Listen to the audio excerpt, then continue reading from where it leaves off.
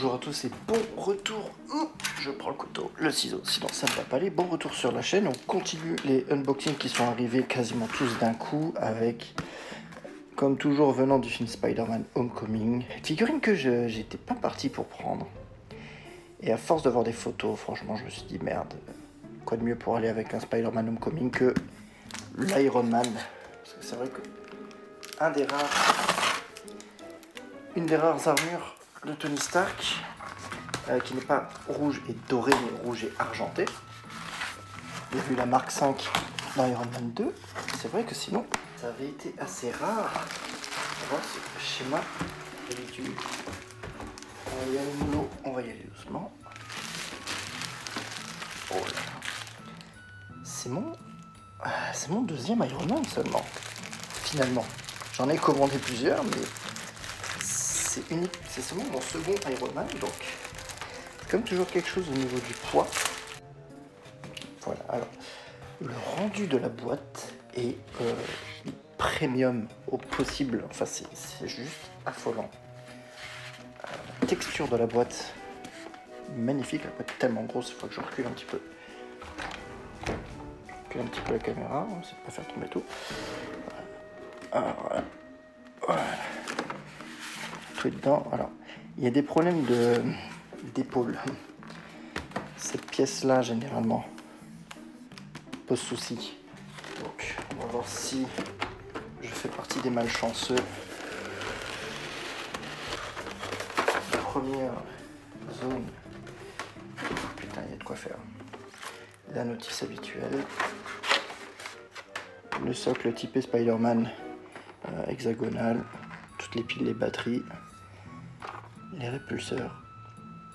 Il y a quand même, je pensais pas qu'il y avait autant d'accessoires, donc je suis vraiment plutôt content. Donc ouais, il y a déjà de quoi faire. Grave à ce niveau-là.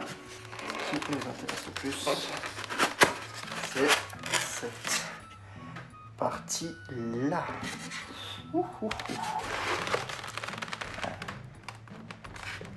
Alors déjà là, rien que comme ça, ça a de la gueule.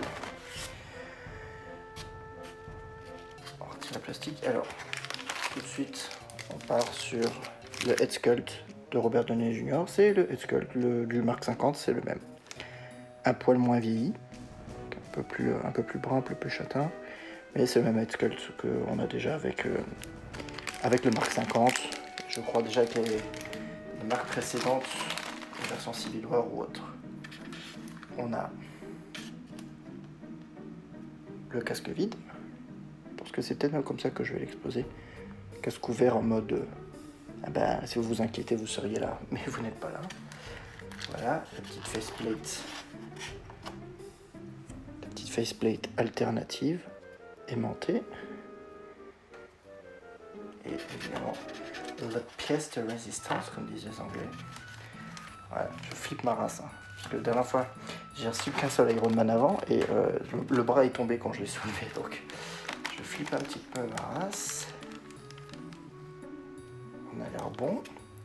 Le poids de la bête. Le die-cast, ça, on sent la différence. L'armure fait un poids, malheur de fou furieux.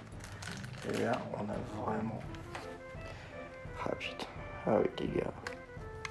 Un Iron Man, quand on le reçoit en main, c'est quelque chose. Hein. C'est vraiment quelque chose. Il pue la classe, quelque chose de maison. J'aime beaucoup ce côté, il a vraiment les épaulettes apparentes, parce que le Mark 50 est tout très slick en fait. Et là c'est vrai que celui-ci c'est un peu le dernier Iron Man en mode vraiment avec le feeling mécanique. Alors je sais pas si, voilà, ok, le compartiment pour les piles est ici. La partie là est aimantée. Je pense que c'est le dernier qui a vraiment le feeling un peu bulky, un peu vraiment en mode... je suis Iron Man, je suis pas Plastic Man, enfin... Donc ça bouge un peu. J'ai vraiment peur, hein, je regarde un petit peu.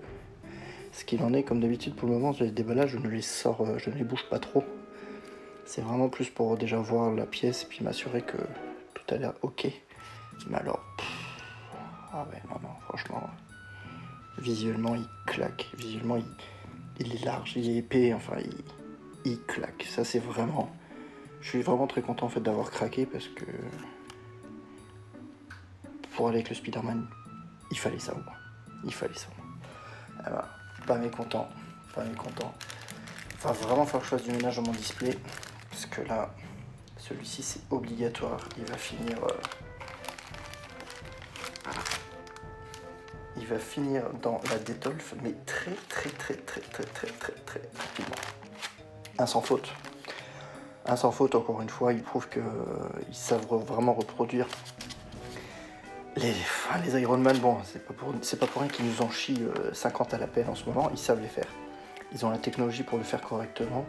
Ça rend métallique, ça rend super bien. Il est lourd, il est qualitatif. Bah, c'est pas du jouet, les gars. C'est du top.